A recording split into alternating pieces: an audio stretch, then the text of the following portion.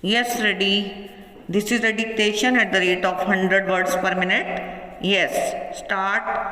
As far as Delhi is concerned, I would like to tell the House that as soon as this bill is passed by both the houses, we will introduce universal education for both the girls as well as for boys and gradually for the whole area of Delhi. Now, sir, I think my friend raised the question with regard to primary education that it should be imparted in the mother tongue of the child and that provision should be made in the bill to that effect.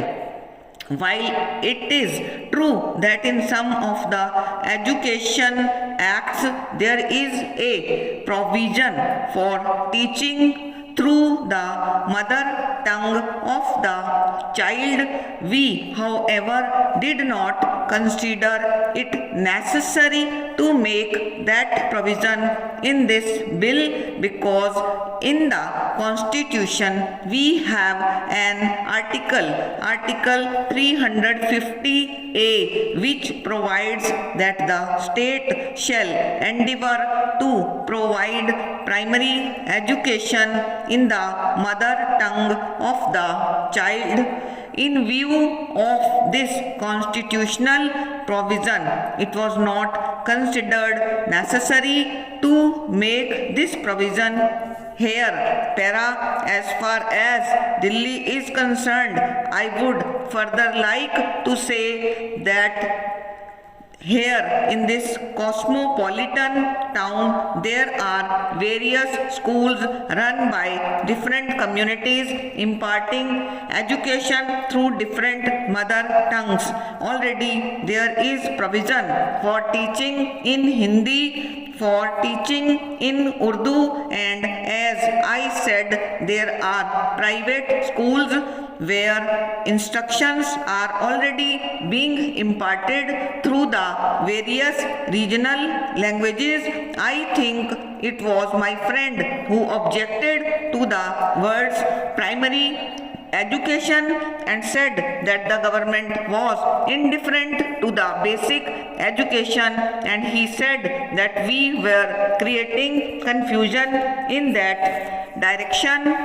Para, sir, the expression primary education has been used because that is the word that has been used in the constitution, and as far as basic education is concerned, it is a pattern and the country has already accepted it as a national pattern, and it will be our continuous endeavor to introduce basic education gradually in all the institutions.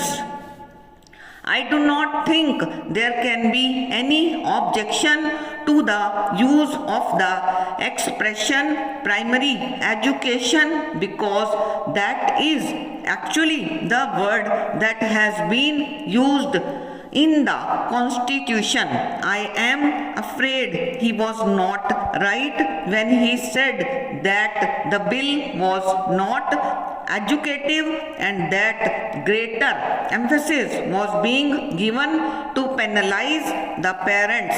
Sir, if he would look into the bill, he would find that efforts are to be made to contact the parents again and again.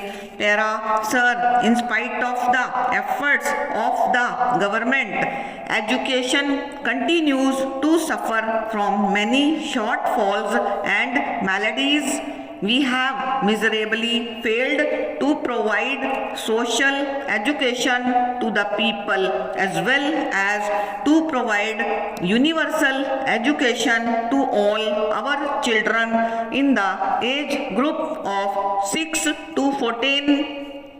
This constitutional directive is not likely to be fulfilled even by the end of the 5th plan or the 6th plan, there are more illiterates in India today than there were in 1951. Secondary education continues to be weakest link in our educational system.